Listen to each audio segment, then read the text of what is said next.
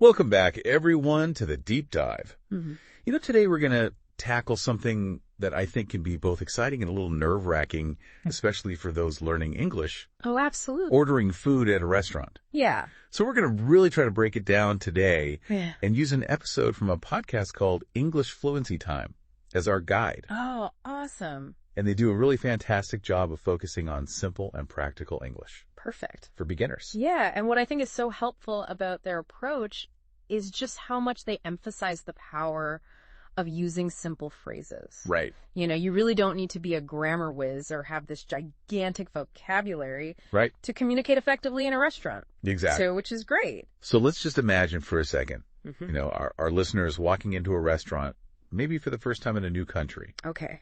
What's that very first hurdle they've got to clear? Well, right off the bat, they're probably going to have to interact with the host or hostess. And this is where English Fluency Time really makes a good point. Yeah. Sometimes, the simplest phrases are all you need. Yeah. You don't need to overthink it. Like table for two. Exactly. Table for four, Yeah. whatever it may be. Seems very manageable, Yeah. even for someone who's just starting out. Absolutely. And then they throw in a little curveball that might catch some beginners off guard. The whole inside or outside question. Ah, yes. Yeah. I remember being thrown off by that Yeah. when I was first learning. For sure. And English Fluency Time actually has a really funny little practice dialogue where one of the hosts is pretending to be the customer, Okay. and they just completely blank on how to respond, Yeah. which I think is so relatable. Oh, absolutely. And it just highlights how important it is to just be prepared for Right. these unexpected questions. Yeah. Even something as simple as choosing between sitting inside or outside can really feel tricky Yeah. when you're in this new environment and trying to process a different language. Yeah. So, okay, we've gotten past the host. Mm. We're seated at our table, and now it's time to face the menu, Dun dun dun. which I've got to admit, I still get a little overwhelmed by menus sometimes, Me too. even in English. Yeah. So The menus can definitely be a little daunting, especially in a foreign language, but English Fluency Time provides some really great strategies for tackling this challenge. okay. And one of the simplest, most effective is just asking for help. Oh. Straight up. Yeah. Just ask questions. So, what does this mean? Exactly. What does this mean? What is this dish? Yeah. You It seems so obvious, but I think a lot of people might feel shy, Totally. especially if you're a beginner. Especially if you're a beginner, you don't want to look silly, Right. but remember the server is there to help you. Of course. And honestly, those simple questions can really open up a conversation Yeah. and just make the whole experience less stressful. Totally. And in the episode, they actually demonstrate this with another practice dialogue, where the customer asks about a dish they don't understand, Okay. and the server gives a really clear and helpful explanation. Perfect. And it really shows how a simple question can make such a difference. Yeah, for sure. Now, this next tip I love, Okay. asking for recommendations. Oh, I love that too. There's just something so disarming Yeah. about saying, what do you recommend? What do you recommend? Absolutely. It's a great way to kind of engage with the server, Right. potentially discover something new. And also, it just takes some of the pressure off of you Yeah, to try to decipher this entire menu. exactly. Yeah. And in the English Fluency Time dialogue, the customer asks for a recommendation Okay. and gets a surprisingly straightforward and useful answer. Great. And it really emphasizes how you just don't need to overcomplicate things. Yeah. So, Keep it simple. okay, we made it through the first two hurdles, We're doing good. talking to the host, Yeah.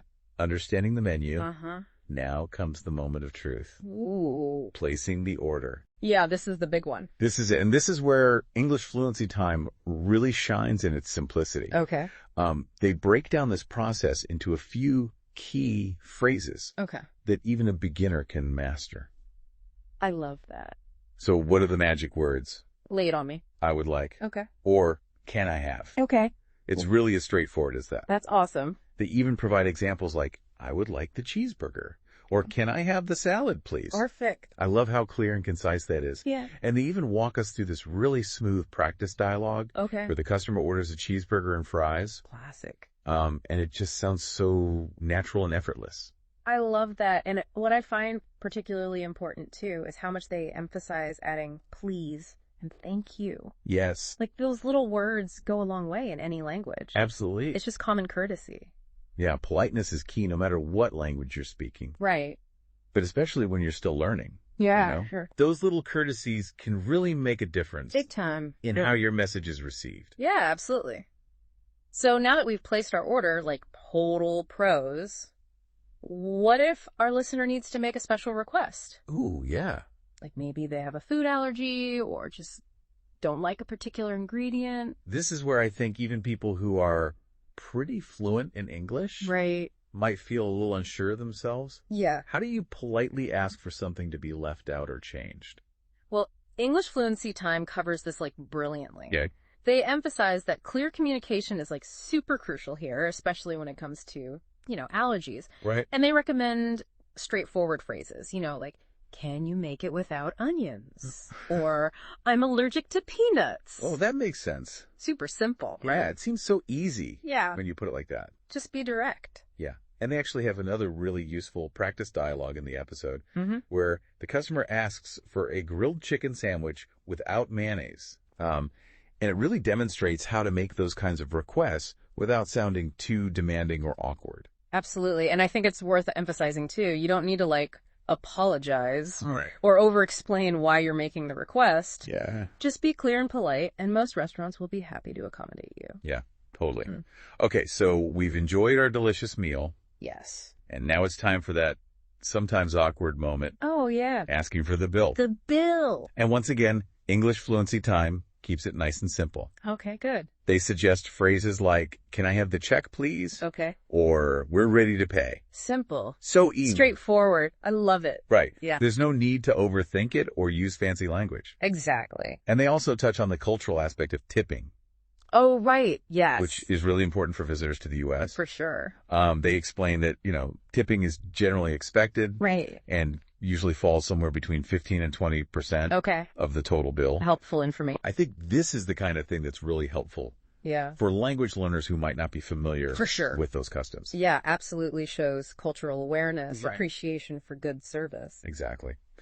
So to wrap up this section, English Fluency Time has a final little practice dialogue Oh, where the customer asks for the check and thanks the server. love it.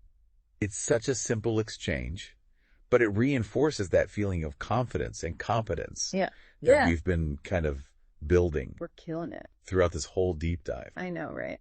Okay, so beyond those specific phrases and scenarios, Yeah. English Fluency Time offers some really valuable tips Ooh, okay. that I think can really help boost our listeners' overall confidence Love that. when communicating in English. Yes, give it to me. So one thing that they really emphasize is the importance of nonverbal communication. Oh, interesting. It's not just about the words you say, Right. but how you say them. Okay. They encourage listeners to smile and maintain a calm demeanor. I like that. I can see how that would make a big difference, Oh, for sure. especially in a situation where you might already be feeling a little nervous Totally. about speaking in a different language. It can be intimidating for sure, Yeah. but a smile can go such a long way, Yeah. Putting both of you at ease, it's like this universal language of friendliness Right. that goes beyond words. Exactly. And they also have some great advice for those moments when you might feel a little flustered or maybe forget a word. Oh, yeah, we've all been there. Totally. Yeah, it happens. So what do they say? They remind us that even native English speakers Oh, make mistakes. okay. Everyone forgets words or stumbles over their sentences sometimes. All the time. The important thing is to not let those little slip-ups discourage you. Right. Just keep going. Yeah. It's easy to get caught up in the pressure of trying to be perfect. Totally. But I think English Fluency Time does a really good job of taking the pressure off and reminding us that communication is really about connection, Connection, not perfection. not perfection We exactly. love that. And they also offer a really practical suggestion for building confidence. Okay. Practice. Oh, there it is. They're big proponents of role-playing, Yeah. and they encourage listeners to actually practice restaurant dialogues out loud. I love that. It might feel a little silly at first, Right. but I could see how it would be so helpful. Oh, for sure. It's like rehearsing for a play. You're getting familiar with the lines, Yeah. the flow of the conversation. Yeah. So that when you're in the real deal, Yeah, you feel much more prepared and confident. totally. And they even suggest practicing out loud Oh, yeah. when you're by yourself. When you're alone. It might feel strange, but it's a great way to build fluency For sure. and get those phrases feeling more natural. Absolutely. So what does this all mean Yeah. for our listener What's the takeaway? who's on this journey of learning English? Yeah, it means that ordering food at a restaurant doesn't have to be a source of like anxiety. Right. Like you can do this. You got this. With a few simple phrases, a willingness to practice, and a positive attitude, Yeah. you can totally navigate this experience confidently. Yes. And the skills that they learn here, Yeah. like asking clear questions, making polite requests, can be applied to so many other situations in life. 100%. You're so right. That's what makes this deep dive so valuable. It's not just about like learning how to order a cheeseburger. It's about equipping our listener with the tools Yeah. to communicate effectively Yes. in any situation. I love that. All right. So as we wrap up this deep dive into ordering food in English, Yeah. what are some of the big takeaways? Well, I think one of the biggest is that it really doesn't have to be as intimidating as it might seem. Yeah. Even with a pretty limited vocabulary, you can communicate effectively in a restaurant. Right. English Fluency Time Yeah. really does a good job of just like showing how simple phrases and a positive attitude can go a long way, Big time. especially for beginners. Absolutely. And, beyond those specific phrases, they offer some valuable insights into just the overall process of communication, like asking questions, clarifying information, even just smiling and making eye contact can make a huge difference. Huge. And those skills are transferable to so many areas of life Oh, absolutely. beyond just food. Patricia. So as we leave our listener today, I really want to encourage them to take what they've learned and apply it to their own lives. Yeah. Practice those phrases. Don't be afraid to make mistakes.